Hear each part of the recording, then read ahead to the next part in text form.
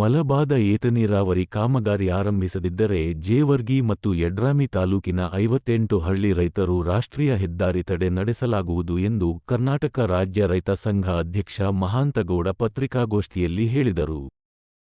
ಜಿಲ್ಲೆಯ ಜೇವರ್ಗಿ ಮತ್ತು ಯಡ್ರಾಮಿ ತಾಲೂಕಿನಲ್ಲಿ ಬರುವ ಮಲಬಾದ ಏತನೀರಾವರಿ ಕುರಿತು ನಮ್ಮ ಕಲಬುರಗಿ ಜಿಲ್ಲೆ ಜೇವರ್ಗಿ ಯಡ್ರಾಮಿಯಲ್ಲಿ ಮಲಬಾದ ಏತನೀರಾವರಿಗೆ 284 ಕೋಟಿ ರೂಪಾಯಿ ನಮಗೆ ಅನುದಾನ ಬೇಕು.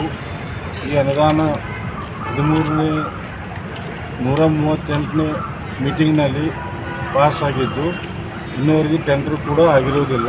ಆದ ಕಾರಣ ತಕ್ಷಣ ಶಾಸಕರು ಈ 284 ಕೋಟಿ ರೂಪಾಯಿ ನಮ್ಮ ಜೇವರ್ಗಿ ಮತ್ತು ಯಡ್ರಾಮಿ ತಾಲೂಕಿನ ರೈತರಿಗೆ ಈ ಹಣವನ್ನು ಒದಗಿಸಿ ನೀರಾವರಿ ಸೌಲಭ್ಯಕ್ಕೆ ತಕ್ಷಣ ಜಾರಿ ಮಾಡಬೇಕು. ಮತ್ತು 58 ಹಳ್ಳಿಗಳು ಈ ಯೋಜನೆಯಡಿ ಒಳಪಟ್ಟಿರುತ್ತವೆ.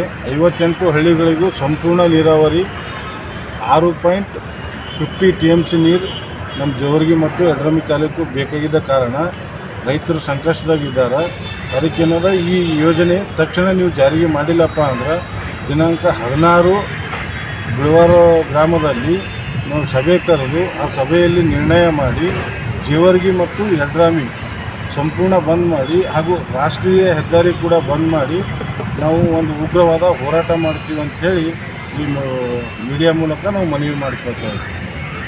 24 ಕೋಟಿದಾಗ ಡಿಸ್ಟ್ರಿಬ್ಯೂಟರ್, ಲ್ಯಾಟ್ರಲ್, FIC ಮತ್ತು ಟೋಟಲ್ MBC ವಿಭಾಗದಾಗ 16,722 ಹೆಕ್ಟೇರ್ ಪ್ರದೇಶ, JBCದಾಗ 8,622 ಹೆಕ್ಟೇರ್ ಪ್ರದೇಶ ಇಷ್ಟು ನೀರಾವರಿ ರೈತರಿಗೆ ಏನದ ಸೌಲಭ್ಯ ಸಿಕ್ತು ಸರ್.